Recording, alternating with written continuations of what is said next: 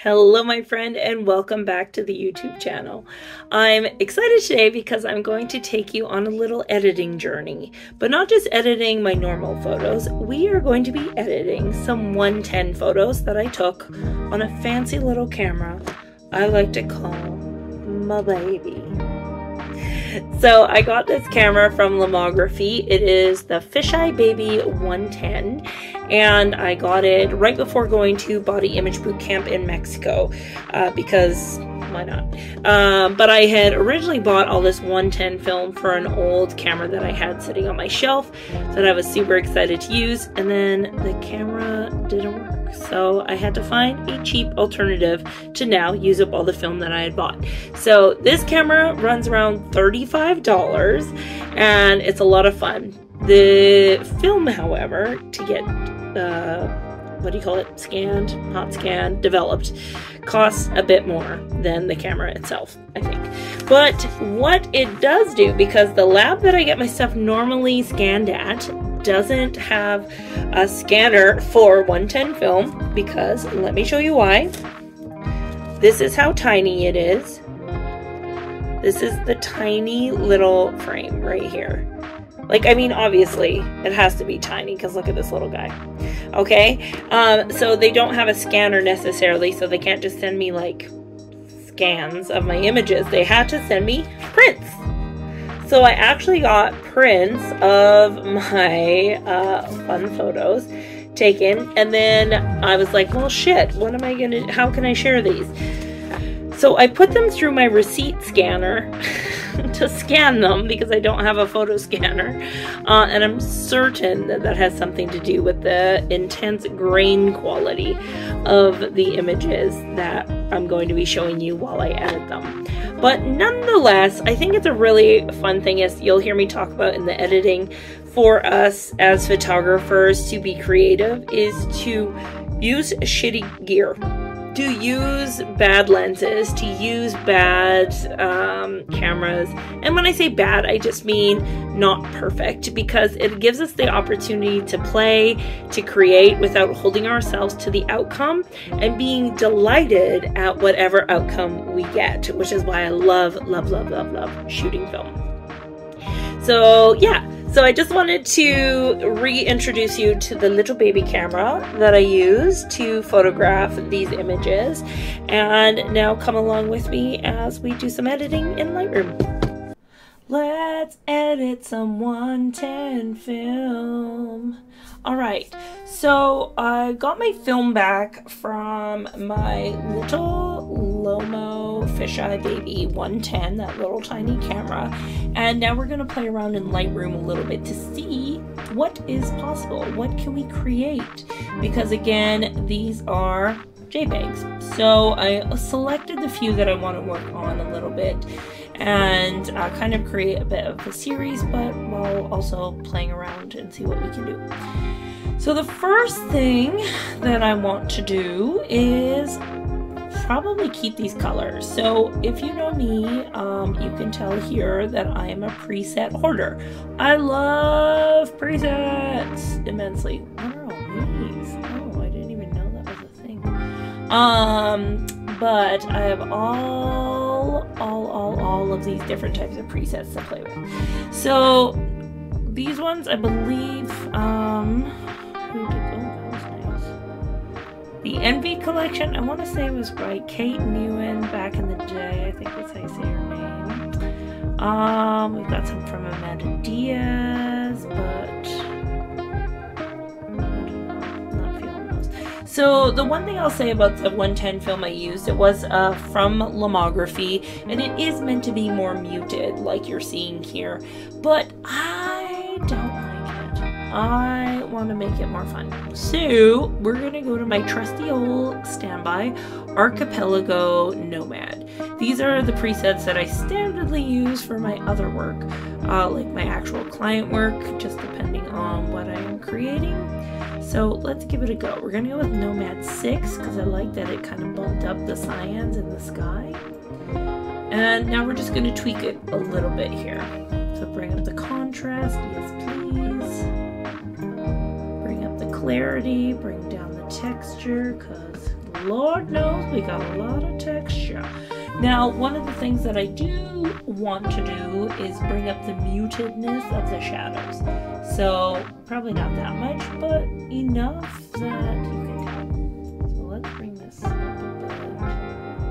Yeah, to like there, bring this guy up a bit. Okay, not too much. We want to blow your face out. There we go.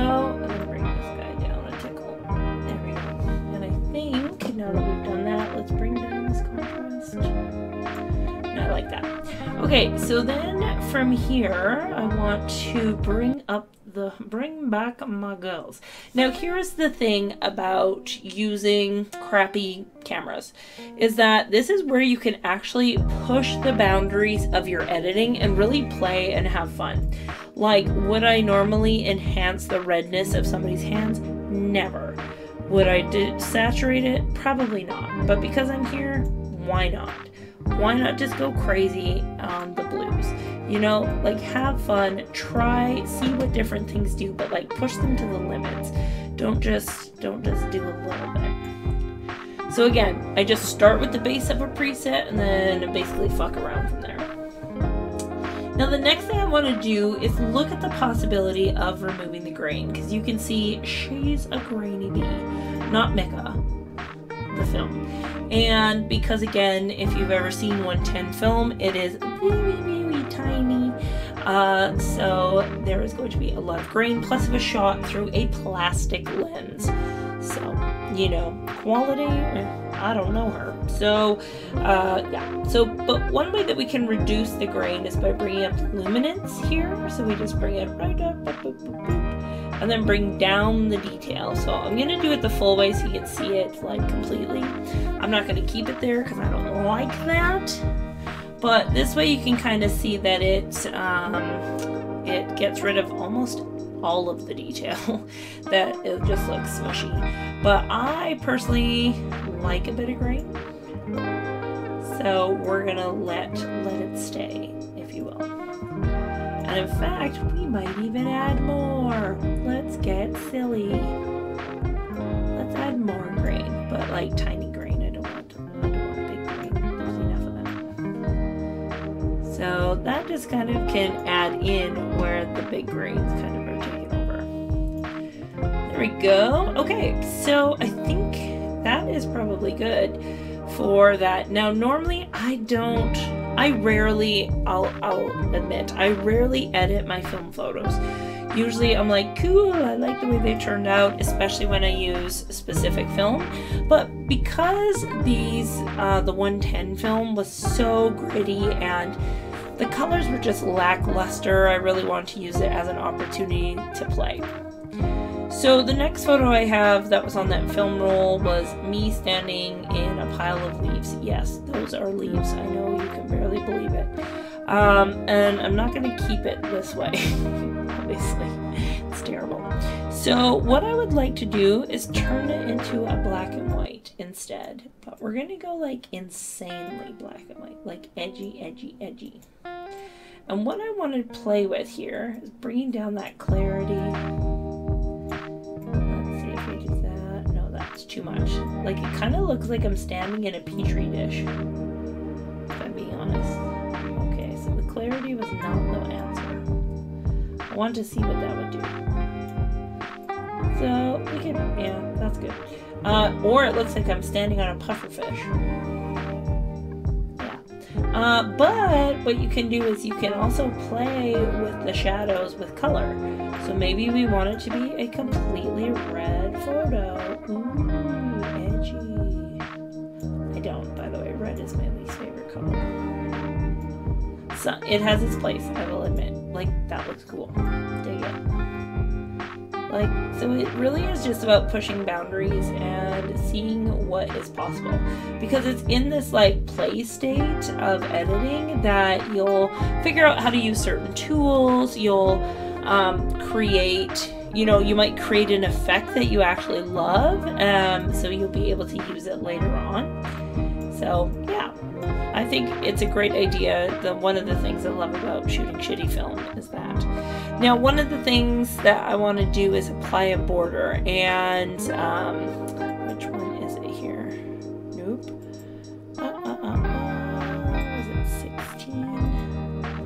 and yes. So Archipelago is who most of the presets that I end up using are from Archipelago, and they have released a few in their Quest subscription which have borders to them, and that's probably my favorite part, is the fact that I can add borders to my images in Lightroom. It just like makes them fun. So this was a group of geese that was flipping around. I'm very happy that geese season is basically over and they are gone, except for today I did see some, but they are gone for the most part. And again, we're just kind of like pushing things to see like, what would that look like? What would happen if I did this? What would that look like? You know? And it's not taking anything seriously, I think is the point. Like, take life seriously, but don't take art seriously. Have a little fun with it. It's a little too aggressive. Bring it down, guys. Alright, for this one, I think I'm going to actually make it blue, like a cyanotype. Look at that. Instant cyanotype, even though I didn't cyanotype it. So we can go into the yellows, kind of bring that up into it, get a little crazy.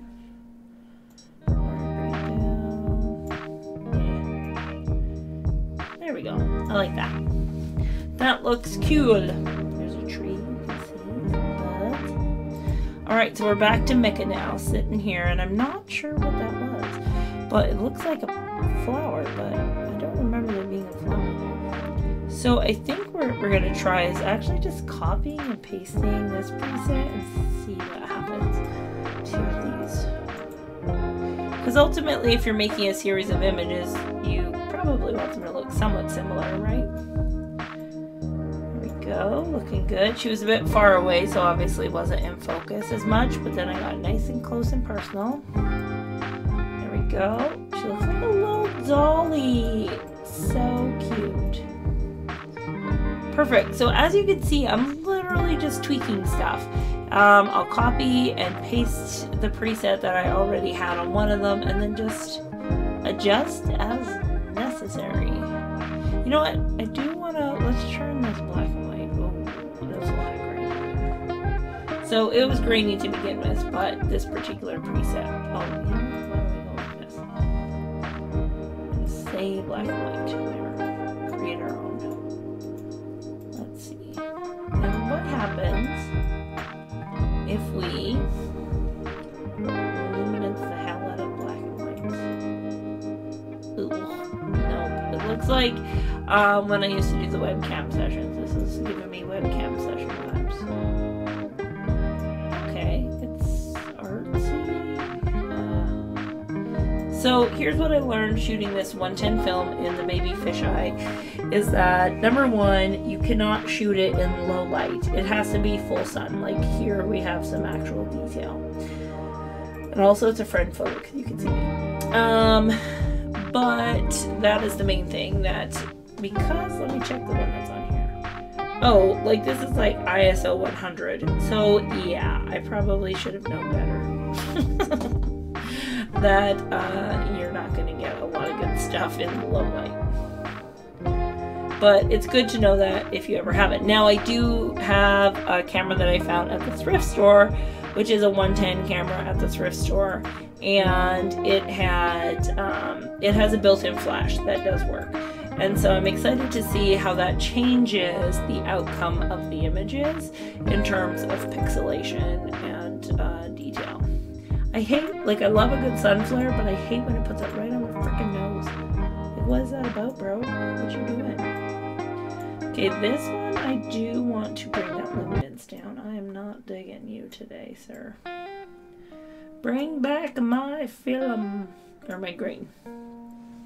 But her dress looks so cute, so I might actually bump up the red and orange and get a little silly with it.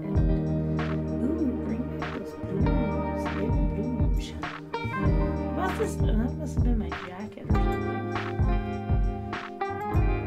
Alright, beautiful. Yeah, so you can see full sun, we definitely get a lot more detail, a lot more color, a lot more vibrance. Yeah, I think that is the answer. Here's a double exposure for you. Somehow I did that. I don't know how I did it, but somehow I did. I think, let me look at the front of this camera. I think there's an option to, oh, because it's 110 film. I think you can take a picture as many times as you want on one image before moving it to the next slide on this particular camera. I will say the other camera that I found at the thrift store, it automatically zips forward, so I don't have a choice about that. But I really am digging the, like, now that we've adjusted the colors, I really dig the colors here. Oh, where's that luminance? I want to bring it back.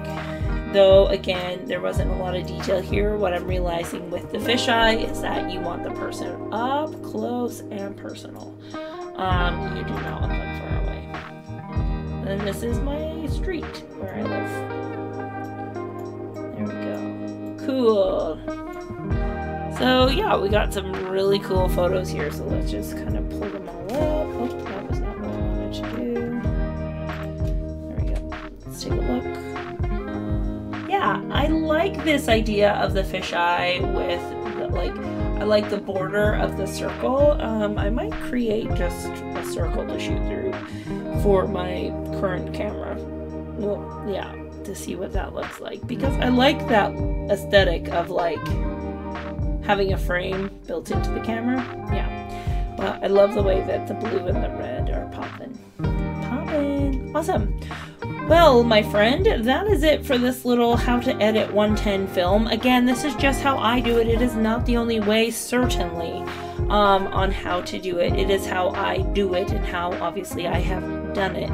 And if you like this kind of content, let me know in the comment section, and I will definitely bring you along on more editing journeys, especially editing film and how I do that. And if you have any questions about anything that I do, any of the work I create, please feel free to reach out to me at my email at hello@terryhofer.com, or simply ask in the comment section below. And last but not least, I will link the presets that I used here today, the Archipelago ones. I am not sponsored by them, but they are my go-to, so I love to share the love of their stuff if I can. So I will share that with you in the comment section, okay? Okay, great. Thanks for being here, my friend, and I will talk to you later. Bye!